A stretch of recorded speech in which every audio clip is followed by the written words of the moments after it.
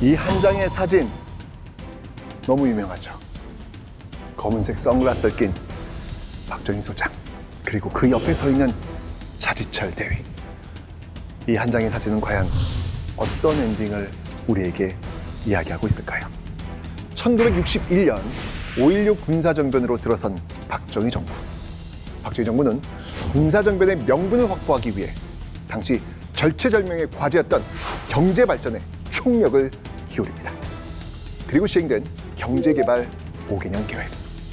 너무나도 가난했기에 한일 수교와 베트남 파병을 통해 경제발전 자금을 수혈까지 했습니다. 많은 국민들에겐 허리띠 졸라매고 뒤에 오는 우리 자식들에게만큼은 이 가난 물려주지 말자며 호소했습니다. 덕분에 박정희 정부는 국민들로부터 4년씩 2번 모두 신임을 받아 그 임무를 완수했습니다. 그런데 1969년 9월 14일 호해가 뿌려집니다. 개헌안 날치기 가결 선포. 새벽 2시 50분. 저는 이 호해에서 특히 이 제목이 눈에 확 들어오더군요. 쿠데타 이상의 쿠데타. 이 막연히 이 박정희 정부 시절 언론은 세상에 창 역할을 하기 어려웠을 거라고 생각했는데, 와우, 이 쿠데타라는 표현을 헤드라인으로 쫙 뽑으면서 분노를 표출하는 모습에서 언론의 생동감을 느꼈습니다.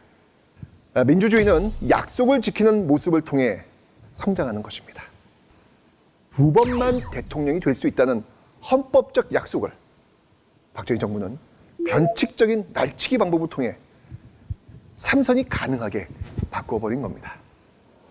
너무나 기가 막혀 통곡하고 있는 이 야당 국회의원의 눈물을 언론은 가감없이 보여주면서 약속을 깨는 정부의 이 모습에 분노했습니다. 언론의 이 분노는 이후 비극의 서막을 알리는 신호탄이 됩니다. 그리고 얼마 안 가 뿌려진 믿겨지지 않는 놀라운 호해. 1972년 10월 17일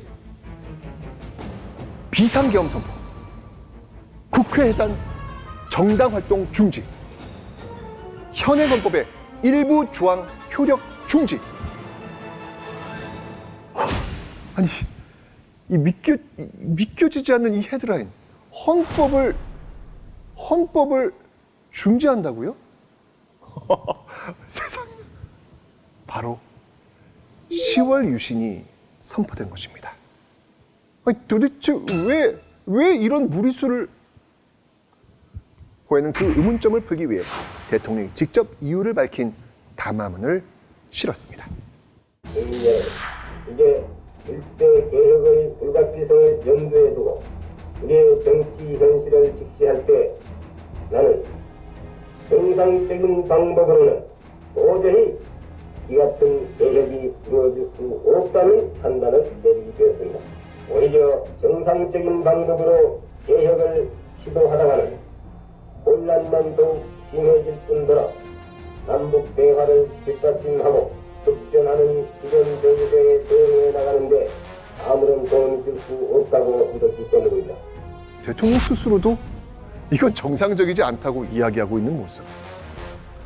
언론은 이 호해를 통해 지금부터 시작되는 시간은 우리가 이제까지 상상하지 못했던 모습이 시작됨을 알렸습니다. 장발족은 이렇게 뛰고요. 그 뒤를 경찰이 이렇게 쫓아가고 있습니다. 저는 이 사진은 진짜 이게 여성의 스커트 속으로 긴 자를 쑥 집어넣고 있는 이 남성 경찰의 모습. 버스에서 대통령 욕 한 번 했다고 빨갱이가 돼서 끌려가는 모습. 야당 대표가 정부를 비판했다고 국회에서 바로 제명당하는 모습.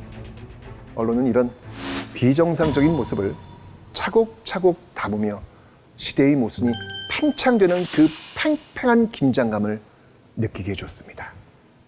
그리고 드디어 1979년 10월 27일 후에는 너무나도 충격적인, 도저히 믿겨지지 않는 두려움과 공포마저 동반하는 소식을 우리에게 전합니다.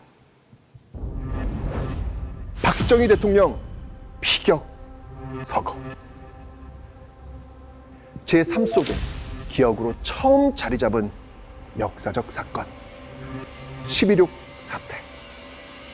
아버지가 이 호해를 읽으실 때 막 그 안절부절 하시면서 불안해하시는 모습을 저는 봤습니다.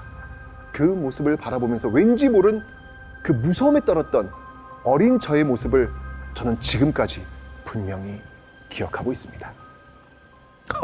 그러고 보니까 저분이 제 개인에게 처음으로 역사적 사건이라는 것을 알려준 것이 바로 언론이었네요. 다시 읽는 10월 27일 후에 차지철, 경호실장 등 5명도 사망.